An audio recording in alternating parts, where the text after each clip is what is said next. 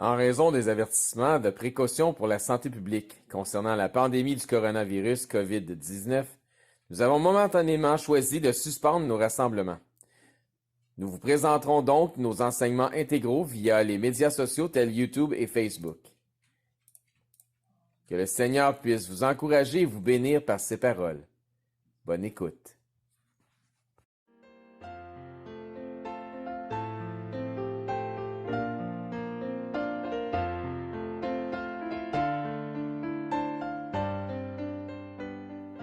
Bienvenue amis et membres de l'Église baptiste centrale de la Rive-Sud à Saint-Hubert sur cette présentation en ligne, puisque vous savez, avec les nouvelles mesures de reconfinement, on est présentement, on nous annonce jusqu'à la mi-février avant que les choses reviennent un peu plus à la normale. On verra les décisions du gouvernement puis de l'Office de la santé à ce moment-là, voir si cette chose-là se prolonge ou si vraiment on va pouvoir enfin se réunir ensemble, encore une fois, comme on a l'habitude de le faire à l'église, dans le bâtiment de l'Assemblée à Saint-Hubert. En attendant, mais on aura toujours les moyens qui sont à notre disposition, c'est-à-dire la technologie, pour pouvoir au moins apporter la parole de Dieu, puis les messages, les études qu'on a besoin. J'avais parlé que je commencerai en début d'année une étude sur les relations de couple. Je veux vous dire aussi que mercredi passé, on a eu une rencontre Zoom avec quelques-uns des membres. On a aimé l'expérience. On devrait répéter ça mercredi prochain. Donc, c'est un rendez-vous. Il va y avoir des annonces qui vont venir concernant le sujet. Donc, restez à l'affût pour pouvoir être parmi nous pour ce Zoom-là mercredi prochain. Donc, relations de couple. Le premier message, le premier de la série d'études sur le sujet. Je vous annonce que j'ai eu beaucoup de réticence à faire cette étude. J'ai même légèrement combattu, je vous dirais, en mon cœur contre le Seigneur avant d'emmener ce genre d'études-là. Mais finalement, j'ai pas souhaité faire un Jonas de moi-même. J'ai donc décidé d'obéir à l'Esprit, ce qui me poussait à faire, en me disant, qui sait? T'sais, dans le fond, Dieu sait. Ça serait peut-être une des études les plus importantes de ma vie spirituelle, que j'aurais fait dans ma vie spirituelle ou dans ma vie même personnelle, pour même ma relation de couple avec mon épouse, si faire se peut, donc si c'est le cas. Si vous êtes marié aujourd'hui, comme je le suis, votre partenaire de vie, donc votre couple devrait être à vos yeux d'une grande importance.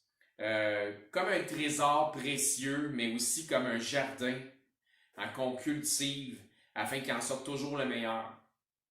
La Bible enseigne beaucoup sur les relations hommes et femmes, autant à la positive qu'à la négative d'ailleurs, comment se comporter, mais aussi comment ne pas se comporter, et ça autant pour l'homme que pour la femme, très bien défini. Et ce que l'on peut observer, c'est que Dieu, dans sa parole, fait définitivement une différence entre les genres, souvent, en ce qui a trait à certains aspects du couple. Donc, certains aspects s'adressent plus à l'homme, certains aspects s'adressent vraiment plus à la femme. Certaines instructions sont vraiment données clairement pour un, puis l'autre clairement pour l'autre. Certains comportements sont associés aussi à la femme, mais non pas nécessairement à l'homme, et vice-versa. Donc, si ce monde dans lequel nous sommes entendait ces choses que Dieu a à dire dans sa parole, il crierait définitivement à la discrimination, au sexisme, au machisme, au patriarchisme, donc à toutes ces choses-là. Mais le Seigneur il dit qu'on n'est pas on est dans ce monde, mais il dit qu'on n'est pas de ce monde. Et Dieu souhaite renouveler notre entendement. Il ne veut pas qu'on soit conforme à ce monde. Donc, notre entendement ne doit pas être celui de ce monde, mais celui qui se rallie à la parole de Christ. Donc, nos pensées doivent être reliées aux pensées du Seigneur. Nous n'avons pas besoin de l'esprit du monde dans la maison du Seigneur.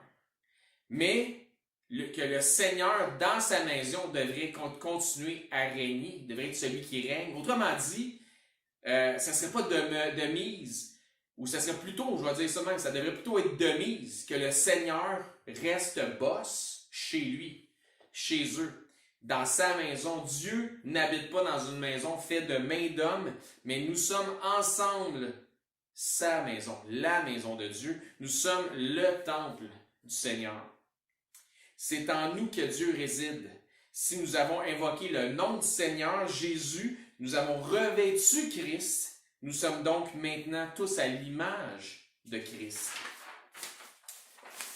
Que ce soit autant individuellement, en couple, ou comme un corps uni, comme Église, nous devrions donc tous marcher et agir selon les instructions de Dieu, selon les instructions divines.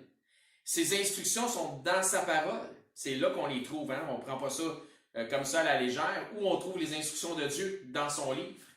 Jésus était venu pour accomplir la loi et les prophètes, c'est-à-dire ce qu'on appelle l'Ancien Testament, ce qui était pour eux à l'époque. Leur Bible, c'est ça la Bible. Donc la parole de Dieu, aujourd'hui, on a aussi le Nouveau Testament qui complète le tout. Jésus a donc accompli les œuvres que son Père l'avait envoyé faire. Dans Jean 6, 38, ça nous dit là, et vous devriez voir les Écritures à l'écran. Jésus dit, « Je suis descendu du ciel pour faire non ma volonté, mais la volonté de celui qui m'a envoyé. » Qui a envoyé Jésus? Mais c'est son Père.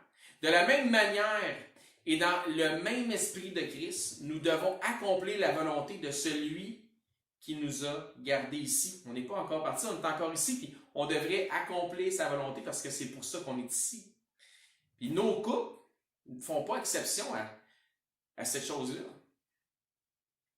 Nous allons donc élaborer le thème de la volonté de Dieu pour un couple qui se trouve ou qui se retrouve ensemble dans la foi.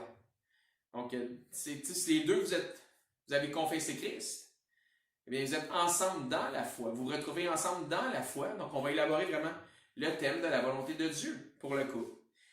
Je sais que vous êtes à même de comprendre déjà que vous allez entendre des choses de la part du Seigneur. Donc, Dieu va vous parler à travers cette étude-là. Des choses qui vont toucher peut-être même des cordes sensibles, mais Dieu va vous parler, va vous révéler des choses à travers l'étude. Encore une fois, ne regardez pas au messager, et regardez plutôt à celui qui a inspiré le message, le Seigneur. Moi, je vais simplement vous exposer les Écritures pour ce qu'elles disent. Certaines des choses que vous allez entendre vont vous réjouir, et puis là, vous pourrez dire, gloire à Dieu, si c'est le cas. Mais certaines des choses que vous allez entendre vont peut-être vous choquer, voire même vous froisser, vous offenser. J'espère que vous serez quand même à même d'avoir la maturité en Christ, de pouvoir dire gloire à Dieu pour ces choses-là aussi.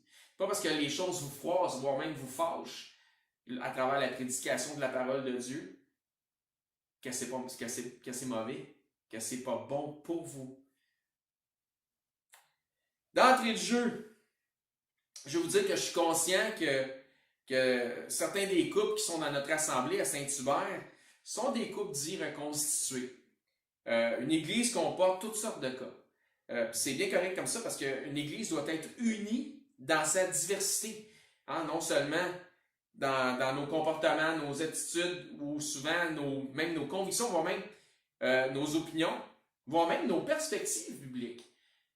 Mais aussi, il y a d'autres champs de diversité dans une assemblée, mais tous, on doit d'être unis, de s'aimer quand même les uns les autres, malgré tout ça. Donc oui, il y a des couples qui sont mariés dans notre assemblée, qui sont vraiment issus d'un second mariage. Même si on est une petite assemblée, on a toutes sortes de situations assez particulières, mais qui vraiment enrichit la diversité de l'assemblée. Donc, ce que vous allez entendre, n'en faites pas une application pour vous morfondre dans votre situation actuelle. Vous êtes venu à Christ tel que vous étiez. Ce n'est pas le but ni l'exercice de l'enseignement. Je le répète. Donc, ce que vous allez entendre, s'il vous plaît, n'en faites pas une application pour vous morfondre sur votre situation actuelle. Vous êtes venu à Christ tel que vous étiez. Ce n'est pas le but de vous amener à vous morfondre sur votre situation actuelle. Ce n'est pas le but ni l'exercice de l'enseignement. Il n'y a pas lieu de vous morfondre à vitam aeternam. Je veux dire, ce qui est couvert par le sang de Jésus, c'est couvert. Les erreurs ou les péchés qui ont été pardonnés sont pardonnés. Nous allons maintenant nous efforcer de vivre dans nos vies, mais dans nos vies de couple aussi, ou même dans nos vies de célibataires, voir si c'est le cas, selon les conseils du Seigneur. Je vous avertis, certaines des choses que vous allez entendre ne sont absolument pas selon la rectitude politique de notre époque. Mais néanmoins, il s'agit de la pensée de Christ, de la parole de Dieu, et ça mérite quand même votre Amen. Quand même. Dieu ne fait pas exception de personne. Et Dieu ne fait pas dans la rectitude politique non plus. Quand Jésus est venu, on sait bien, il ne faisait pas dans la rectitude politique. Il a maltraité verbalement les dirigeants religieux de l'époque, qui étaient, il faut se dire, en quelque sorte, les politiciens, ceux qui avaient le pouvoir politique à l'époque. Puis même au contraire, si on regarde à Jean le Baptiste, Jean le Baptiste a été décapité pour avoir repris un politicien de son époque sur sa situation de couple, justement, chose dont on va parler à travers l'étude.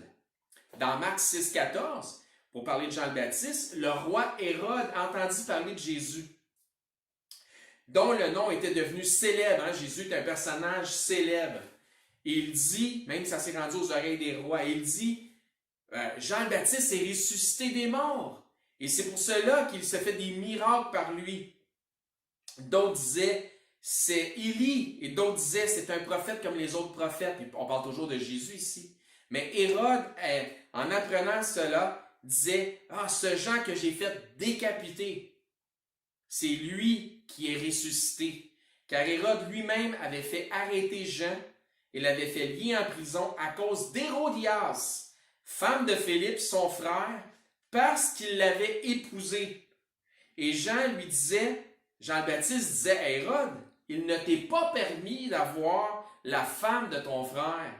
Hérodias, donc la nouvelle femme d'Hérode, ancienne femme de Philippe, était irritée contre Jean et voulait le faire mourir. Donc Jean le Baptiste est mort pour avoir repris un des politiciens de son époque. Donc, j'espère que de tout cœur, que vis-à-vis la vérité des Écritures concernant les couples, personne dans l'Assemblée à Saint-Hubert, mais personne non plus écoutant même sur la chaîne YouTube, même si vous n'êtes pas nécessairement de notre Assemblée à Saint-Hubert, mais vous êtes soit amis ou membres de l'Église, peu importe. J'espère que personne n'aura l'esprit de cette Hérodias, que nous pourrions clairement identifier aussi comme une Jézabel de son époque, de son temps. Les relations de couple. Ça commence où cette histoire-là? Donc on va aller voir le commencement. Allons donc voir le premier mariage dans la Bible. Et où se trouve le premier mariage dans la Bible? Je vous dirais dans Genèse 2. Au verset 18, ça dit « L'Éternel Dieu dit, il n'est pas bon que l'homme soit seul. Je lui ferai une aide semblable à lui. » Verset 19, « L'Éternel Dieu forma de la terre tous les animaux des champs et tous les oiseaux du ciel. Et il les fit venir vers l'homme pour voir comment il les appellerait, et afin que tout être vivant portât le nom que lui donnerait l'homme. Et l'homme donna des noms à tout le bétail, aux oiseaux du ciel et à tous les animaux des champs. Mais pour l'homme, il ne trouva point d'aide semblable à lui. Dieu dit, regardez bien ça, il dit, je vais lui faire une aide.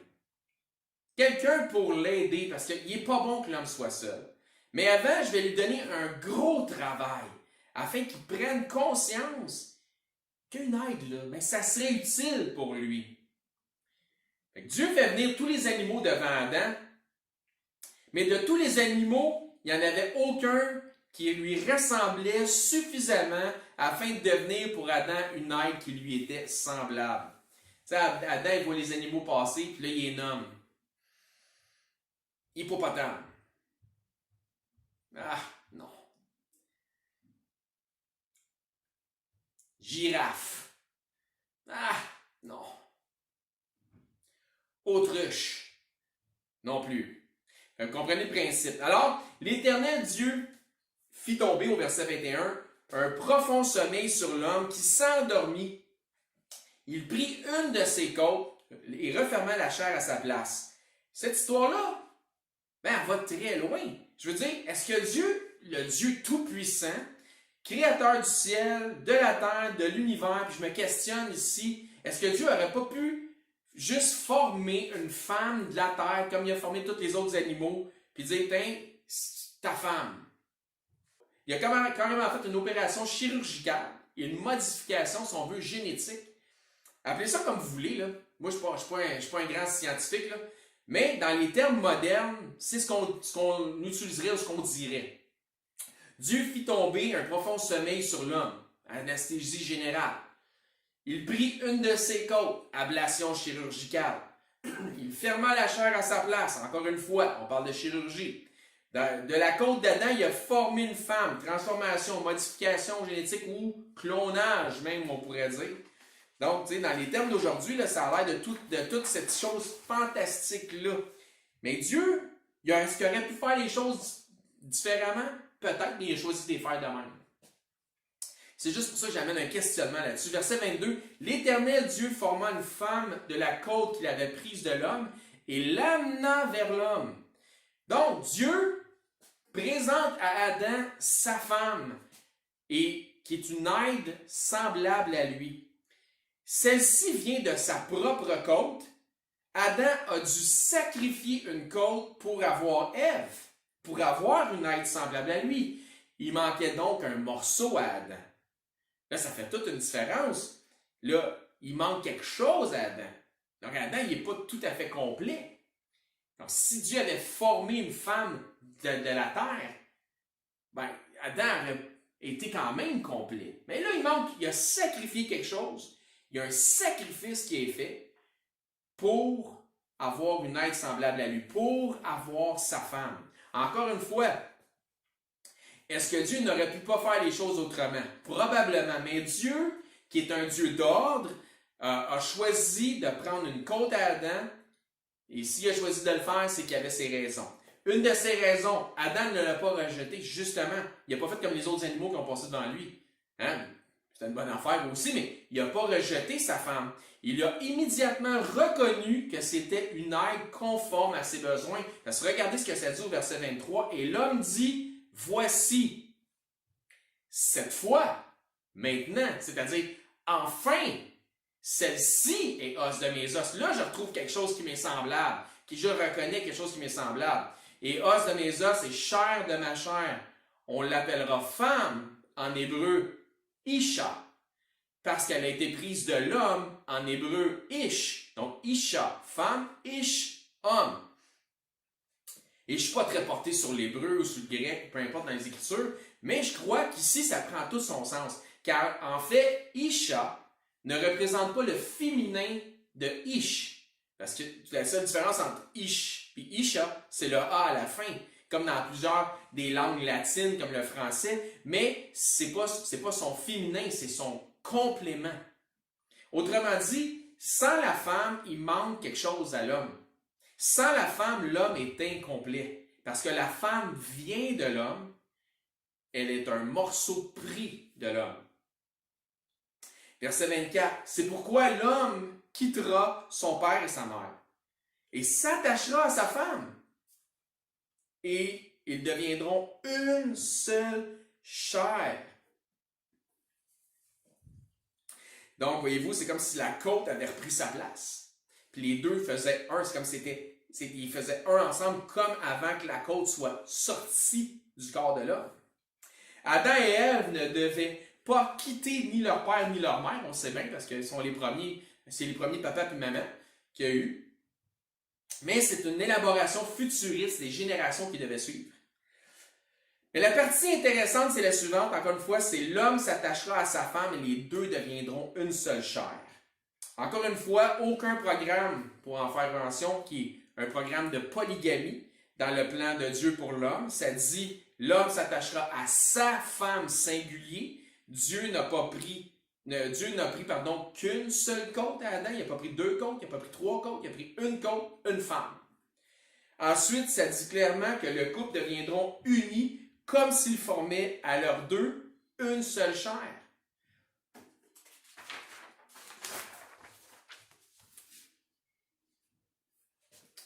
fait beaucoup de sens, puisque Ève est de la côte d'Adam, comme j'expliquais. Donc, l'un et l'autre, ensemble, deviennent un. L'un complète l'autre, Ish, Isha. C'est pourquoi, dans un couple marié, nous disons que les deux sont unis par les liens du mariage. Si jamais quelqu'un essaie de vous faire une question piège, parce que ça m'est déjà arrivé, moi, dans mon cas, quelqu'un me dit « Ouais, mais, tu sais, Adam et Ève, t'es chrétien, toi, j'ai une question pour toi. » Il pensait me piéger en disant « Adam et Ève, est-ce qu'il y avait un nombril? » J'ai répondu ce que je savais, ou ce que je pensais. Et l'autre question, c'était Adam et Ève, ouais, mais Adam et Ève, là, ils se sont jamais mariés. Oui, ils se sont mariés, puis c'était Dieu qui était le célébrant. Dieu a présenté à Adam sa femme, et les deux se sont mariés, ils sont devenus une seule chair. Ben oui. Donc, on va regarder, je vais juste vous débouler quelques écritures, dont on va constater des faits intéressants dans la création de Dieu, qu'on voit dans la Genèse. Puis Dieu voyait que les choses étaient bonnes, donc on va voir qu'est-ce que Dieu dit là-dessus à partir de Genèse 1.4, puis je vais débouler quelques passages de versets. Dans Genèse 1.4, Dieu vit que la lumière était bonne, quand Dieu a séparé les ténèbres avec la lumière.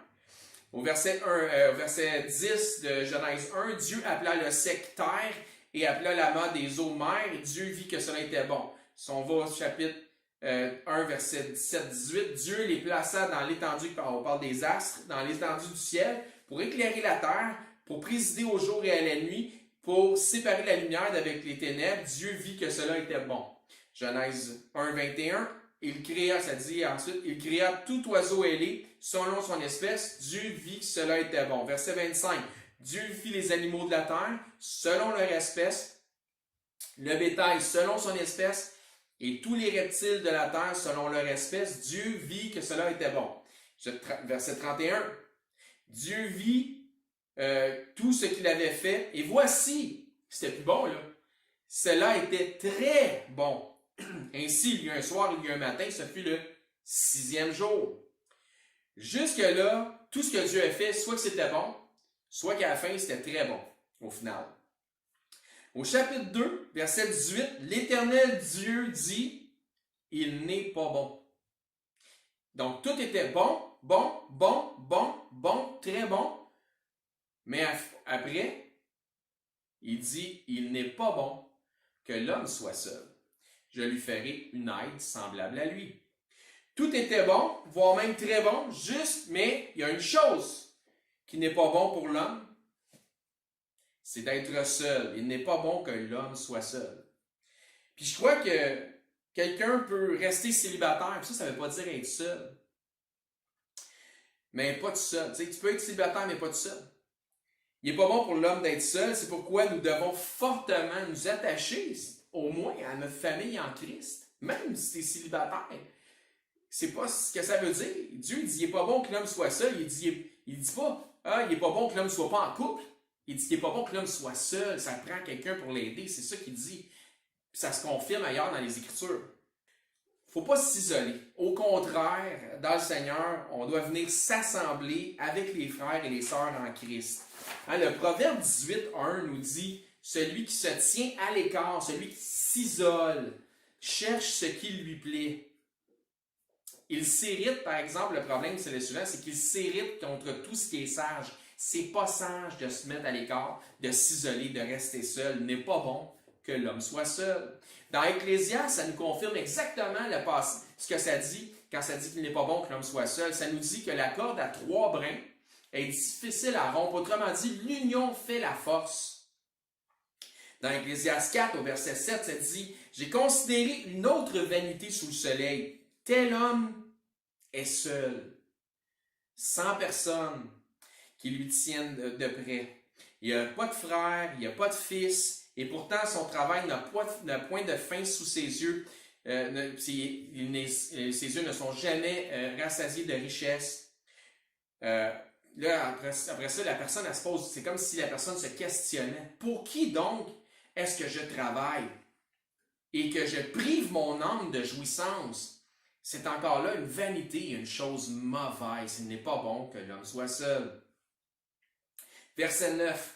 2 valent mieux qu'un, parce qu'ils retirent un bon salaire de leur travail. C'est un travail d'équipe. Verset 10. Car s'il tombe, l'un relève son compagnon, mais Malheur à celui qui est seul et qui tombe sans avoir un second pour le relever. De même, si deux se couchent ensemble, ils auront chaud, mais celui qui est seul, comment aurait-il chaud? Il n'est pas bon que l'homme soit seul. Verset 12. Et si quelqu'un est plus fort qu'un seul, ce qui n'est pas bon que l'homme soit seul, les deux peuvent lui résister et la corde à 3 fils se rompt difficilement ou ne se rompt pas facilement. Proverbe 27:10, la deuxième partie du proverbe, nous dit « Mieux vaut un voisin proche qu'un frère éloigné. » C'est pas bon d'être seul. D'ailleurs, ça me dit qu'il est bon et agréable que des frères demeurent ensemble et unis. Morale d'histoire. Dieu a raison. Il n'est pas bon que l'homme soit seul. C'est un fait.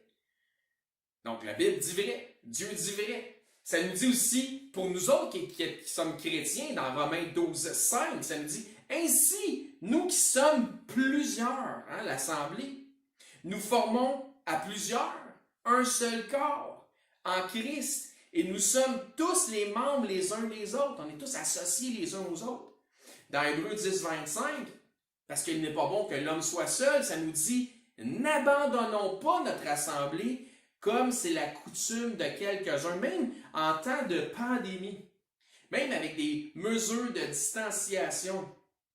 Si le gouvernement, si on veut quand même se soumettre aux autorités, puis si les autorités permettent le rassemblement, n'abandonnons pas notre assemblée. C'est important qu'on demeure ensemble. On a des mesures, on suit les règles, on prend un registre, on enregistre les gens, on suit vraiment les règles que le gouvernement nous propose. Et comme on pouvait être 25 environ de l'Assemblée, il faudrait au moins qu'on soit pas loin du 25, dans la mesure du possible. Puis s'il faut qu'on soit 50 et qu'on fasse ça en 2 cultes, on le fera. Puis on rendra gloire à Dieu pour ça. Donc, n'abandonnons pas notre assemblée comme c'est la coutume de quelques-uns, mais exhortons-nous, et je vous exhorte à vous assembler lorsque faire se peut, lorsque ça sera permis encore une fois.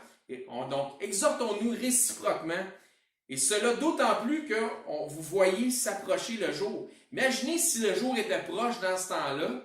Je pense qu'aujourd'hui, il est encore plus proche. Fait que d'autant plus, on devrait être encore plus ensemble, puis pas laisser le fait qu'il y a probablement une pandémie ou quoi que ce soit qui se répande. On n'a pas eu de misère, on n'a pas eu de problème dans notre assemblée. On a suivi les règles, les gens portent leur masque. On a du purel partout à grandeur. On a des affiches qui proposent des mesures de distanciation pour suivre les règles. Puis on s'assure de suivre les règles au niveau des distanciations, au niveau des gens aussi qui sont dans l'Assemblée. Donc on fait vraiment ce qu'il faut. Et je vous invite, si vous êtes amis ou membres de l'Assemblée, à ne pas abandonner le rassemblement de l'Assemblée. Donc de venir s'assembler avec les frères et les sœurs parce qu'il n'est pas bon que l'homme soit seul. Éphésiens 4. Au verset 15, ça nous dit « Professant la vérité dans la charité, nous croissions à tout égard en celui qui est le chef, Christ. » Donc, qui est notre chef? Christ, c'est lui qui est boss. C'est de lui et grâce à tous les liens de son assistance que tout le corps, bien coordonné et formant un solide assemblage, donc assemblé, lié ensemble, tire son accroissement selon la force. Pourquoi selon la force? Parce que l'union fait la force. Mais la solitude, ça fait la faiblesse. L'union fait la force et ça nous dit selon la force qui convient à chacun de ses parties et s'édifie lui-même dans la charité. Donc, comment? Professant la vérité dans la charité, ça s'édifie dans la charité. Donc, finalement, Colossiens 2:9, ça nous dit de s'attacher au chef, Christ. On vient de le voir, qui est Christ. Qui est notre chef, c'est Christ. On venait de le voir aussi dans Éphésiens 4:15. Ça disait exactement la même chose que dans Colossiens 2:9. Donc, de s'attacher au chef, Christ, dont tout le corps, assisté et solidement assemblé par des jointures et des liens, encore une fois, liens tissés serrés, tire l'accroissement que Dieu donne. Mais si vous êtes chez vous, si vous n'êtes pas dans l'assemblée, la liaison, là, on a de la difficulté. Donc, ça l'aide, votre présence. OK? Puis c'est la volonté de Dieu aussi. Toujours en étant prudent, toujours en étant sage. Je ne vous dis pas d'agir selon un manque de sagesse, un manque d'intelligence, mais vraiment d'agir selon une sagesse et une prudence. Encore une fois, Dieu dit, Dieu sait tout d'ailleurs, fait que le Dieu qui sait tout et qui ne peut mentir dit qu'il n'est pas bon que l'homme soit seul. Il n'y a rien qui existe comme ce concept d'être un croyant, mais tout seul chez vous. Ça ne fait absolument pas partie du plan de Dieu. C'est clair dans les Écritures. Nous ne sommes pas les uns sans les autres dans le Seigneur. Et je répète, retenez ça, nous ne sommes pas les uns sans les autres dans le Seigneur. Car Jésus nous a laissé un commandement qui n'est absolument pas pénible, parce que ces commandements ne sont pas pénibles. C'est une loi. Et c'est de nous aimer les uns les autres. Si vous êtes un, vous devez, dans le Seigneur, afin d'obéir à sa volonté, vous assembler avec les autres, parce que nous ne sommes pas les uns sans les autres dans le Seigneur. Si vous choisissez de pécher volontairement, par exemple, si c'est ça le cas, si vous choisissez de pécher volontairement, comme ça le dit dans Hébreux 10, 26, en refusant par entêtement personnel de ne pas vous assembler avec les autres, vous êtes alors un mauvais témoignage pour Christ. Puis je vous l'espère, je n'insulte pas personne en disant ça, mais c'est la vérité, car Christ a dit à ceux-ci tous qui ne sont pas dans l'assemblée, tous ceux qui vous observent de l'extérieur, à ceux-ci tous reconnaîtront que vous êtes mes disciples si vous aimez les uns les autres, si vous avez l'amour les uns pour les autres. Puis l'amour pour les uns pour les autres, mais ça se communique quand nous sommes les uns avec les autres, parce qu'on n'est pas les uns sans les autres dans le Seigneur. Nous sommes une famille en Christ, frères, sœurs en Christ. La base de la famille sur cette terre, on revient un peu à l'essence de notre message, c'est l'union entre l'homme et la femme. Il est donc normal que l'on parle de famille terrestre, mais aussi de famille céleste, famille spirituelle, famille en Christ dans cette étude. Si nous retournons au commencement, on comprend que Dieu est un Dieu d'ordre. Et l'ordre établi par Dieu, Dieu nous a aussi rappelé comment il est établi dans le couple. Je veux dire, si vous êtes sauvés par la grâce, c'est donc que vous devriez être disciples de Christ. Il vous faut donc aussi faire confiance à Dieu dans votre vie personnelle, comme dans votre vie de couple, si vous êtes en couple dans le Seigneur, puis faire confiance à l'ordre que Dieu établit dans celui-ci, dans votre couple. Parlant d'ordre, dans quel ordre est-ce que Dieu a fait les choses au commencement? Dieu a fait les choses dans cet ordre. L'homme en premier, la femme ensuite. Nous venons tout juste de voir deux passages qui nous déclarent Christ comme étant le chef du corps, dans Éphésiens 4.15, dans Colossiens 2.9. Nous allons maintenant aussi regarder à un autre passage qui nous parle de Christ comme étant le chef, qui fait aussi un parallèle avec les relations de couple. On va rentrer dans le vif du sujet. Et comme j'ai dit, ça ne sera vraiment pas selon la rectitude politique, parce que nous ne sommes pas de ce monde, puis notre entendement qui était de ce monde doit être renouvelé par l'Esprit de Christ. Donc, comme j'ai dit, ça ne sera pas selon la rectitude politique, surtout que notre premier ministre, je parle national, notre ministre Justin, se qualifie lui-même comme étant un féministe. Ça, c'est ses convictions religieuses à lui. Il a le droit à ses convictions religieuses. Parce que, je veux dire, l'humanisme est lié le féminisme, est lié à l'humanisme. Et c'est une théorie ou une doctrine, si on veut, donc c'est de la religion. Donc ça, pour lui, c'est ses convictions à lui. Mais sautez pas trop aux conclusions de ce que vous allez entendre. On va s'efforcer de bien comprendre le contexte. Sautez pas trop aux conclusions de ce que vous allez entendre. On va s'efforcer de bien comprendre le contexte. J'espère que vous me suivez. Dans 1 Corinthiens 11, Paul dit « Soyez mes imitateurs, comme je le suis moi-même de Christ. » Paul dit « Imitez-moi, comme moi j'imite Christ. » Et plus loin, il nous explique que la raison pourquoi il imite Christ, c'est que celui-ci est son chef. J'imite Christ parce que c'est mon chef.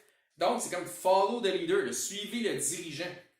Au verset 2, ça dit « Je vous loue que vous vous souvenez de moi à tous égards. Fait que c'est le fun, vous pouvez suivre ce que je fais, vous pouvez me suivre parce que vous vous souvenez comment j'étais, ce que j'étais parmi vous, ce que j'ai dit, et de ce que vous retenez mes instructions telles que je vous les ai données. Facile à suivre quand on a une feuille de route. Là. Au verset 3, il dit « Je veux cependant que vous sachiez que Christ est le chef de tout homme. » Dans qui est le chef de tout homme? Christ. Y compris de Paul, qui écrit la lettre.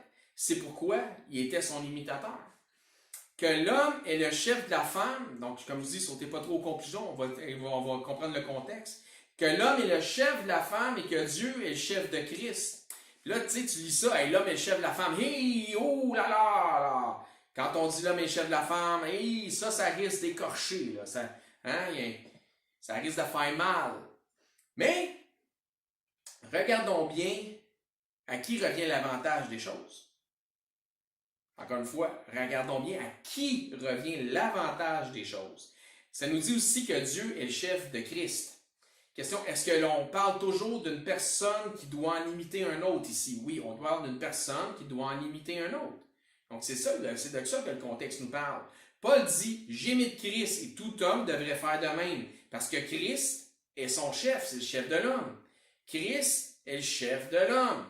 Encore une fois, ça nous dit que Dieu est le chef de Christ. Est-ce que Christ fut imitateur de Dieu? Il faudrait bien valider ça. Donc, si Paul dit, moi j'imite Christ parce que Christ c'est le chef de l'homme, puis vous devriez tous faire, tous les hommes devraient faire pareil, ben, puis que Dieu c'est le chef de Christ, ben, la question à se poser, c'est est-ce que Christ imitait Dieu? Dans Jean 5, 19, ça nous dit là, Jésus reprit la parole, Jésus reprit donc la parole et leur dit, en vérité, ben, à chaque fois qu'il dit ça, mais ça va être vrai. Je vous le dis, le Fils ne peut rien faire de lui-même, il ne fait que ce qu'il voit faire au Père, et tout ce que le Père fait, le Fils aussi le fait pareillement. Oh, on vient de répondre à la question, est-ce que Christ était l'imitateur de Dieu? Et bien, effectivement, il dit ce que le Père fait, moi je le fais pareillement, car le Père aime le Fils et lui montre tout ce qu'il fait.